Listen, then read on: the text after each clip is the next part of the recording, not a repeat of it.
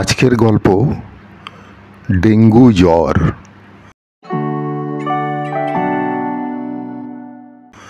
রাতের অন্ধকারে বৃষ্টি পড়ছিল টুপটাপ শব্দে। জানালার ওপাশে শহর নিঃশব্দ, কিন্তু ঘরের ভেতরে এক ক্লান্ত দেহ শুয়েছিল নিথর।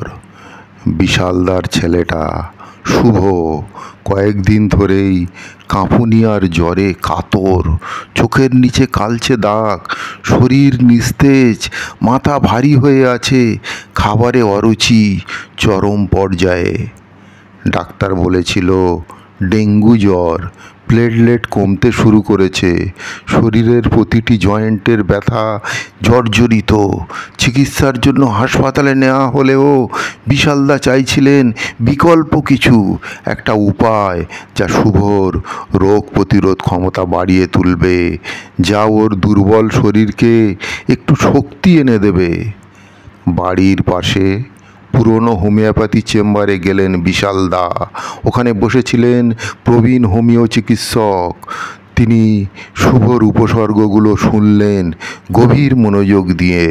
উচ্চ জ্বর 103 ফারেনহাইট থেকে 104 পর্যন্ত, শরীর ব্যথা, মাংসপেশি জয়েন্টে প্রচণ্ড যন্ত্রণা, অরুচি, বমিভাব, অতিরিক্ত দুর্বলতা, মাথা ভারী অনুভব করা, চোখ লাল হয়ে যাওয়া, ঝাপসা দেখা, ত্বকে ফুসকুড়ির মতো লালচে দাগ। ডাক্তারবাবু কিছুক্ষণ চুপ করে থাকলেন, তারপর বললেন, এটা ইউপ্যাটোরিয়াম পারফোলেটামের নির্দিষ্ট লক্ষণ।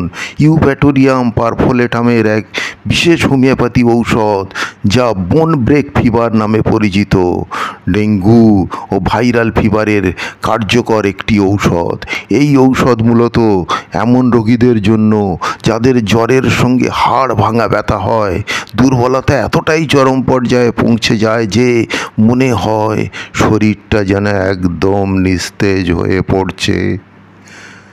ডাক্তারবাবু শুভর জন্য এই ঔষধ দিলেন, সঙ্গে কিছু হালকা খাবার খেতে বললেন। তুলসী পাতা ভেজানো জল, পেঁপে পাতার রস, পর্যাপ্ত বিশ্রাম নেওয়ার পরামর্শ দিলেন। ঔষধ খাওয়ার প্রথম দিনেই শুভর কাঁপুনি কিছুটা কমলো, শরীরের ব্যথা একটু প্রশমিত হলো। দ্বিতীয় দিনেও একটু খাবার মুখে দিতে পারল, ঘুমও স্বাভাবিক হতে লাগলো। ধীরে ধীরে প্লেটলেট স্বাভাবিক স্তরে ফিরে এলো।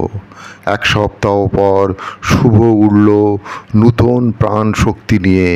বিশালদার মুখে এক অদ্ভুত প্রশান্তি। তিনি বললেন, হাসলেন, প্রকৃতি কখনো নিরাশ করে না, শুধু সঠিক পথটা খুঁজে নিতে হয়।